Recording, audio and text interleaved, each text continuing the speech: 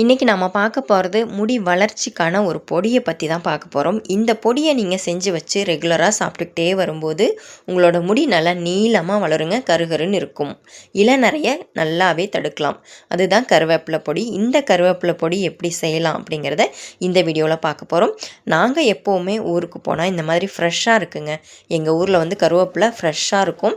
எந்த பூச்சி மருந்தும் தெளிக்க மாட்டாங்க, உரம் உரியாக போடவே மாட்டாங்க.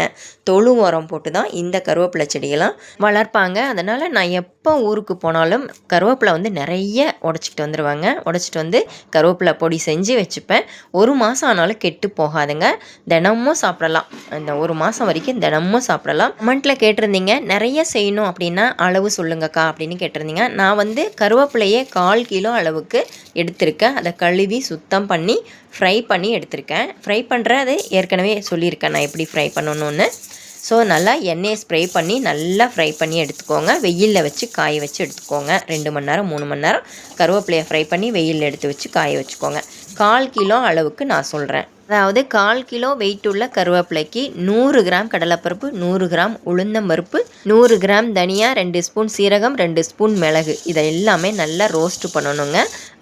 ஆயில் இல்லாமல் ரோஸ்ட் பண்ணி ஆற வச்சுருங்க. ஆறுனது எல்லாமே மிக்ஸி ஜாரில் சேர்த்துட்டு தேவையான அளவுக்கு உப்பு, தேவையான அளவுக்கு பியோர் சில்லி பவுடர், பெருங்காயத்தூள் தேவையான அளவுக்கு சேர்த்துக்கோங்க. நான் 2 ஸ்பூன் சேர்த்தேன். நீங்கள் வந்து எந்த அளவுக்கு வேணுமோ அந்த அளவுக்கு சேர்த்துக்கோங்க. ஆறுன தானியங்கள் எல்லாமே ஃபஸ்ட்டு போட்டு அரைச்சி எடுத்துகிட்டு அதுக்கப்புறமா கருவேப்பிலை கொஞ்சம் கொஞ்சமாக சேர்த்து அரைங்க. ஏன் அப்படின்னா கருவேப்பிலையை போடும்போது அரைப்பட மாட்டேங்குது. அதனால் ஃபஸ்ட்டு நீங்கள் பொடியாக செஞ்சுருங்க. பருப்பு எல்லாம் பொடியாக செஞ்சுட்டு அதுக்கப்புறம் நீங்கள் கருவேப்பிலையை ஆட் பண்ணி அரைச்சி எடுத்துக்கோங்க. இப்போ நம்ம அரைச்சி எடுத்த பவுடர் பார்த்திங்கன்னா இந்த அளவுக்கு இருக்குது. கிட்டத்தட்ட 1/4 கிலோலேருந்து 1/2 கிலோக்குள்ளே இருக்கும்.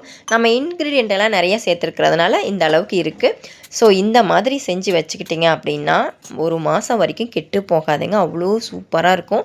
தினமும் கொடுக்கலாம். உங்கள் குட்டி பிள்ளைங்களுக்கு இந்த மாதிரி சாதத்துலேயோ இல்லை இட்லி தோசை எதுக்கு வேணாலும் வச்சு கொடுங்க.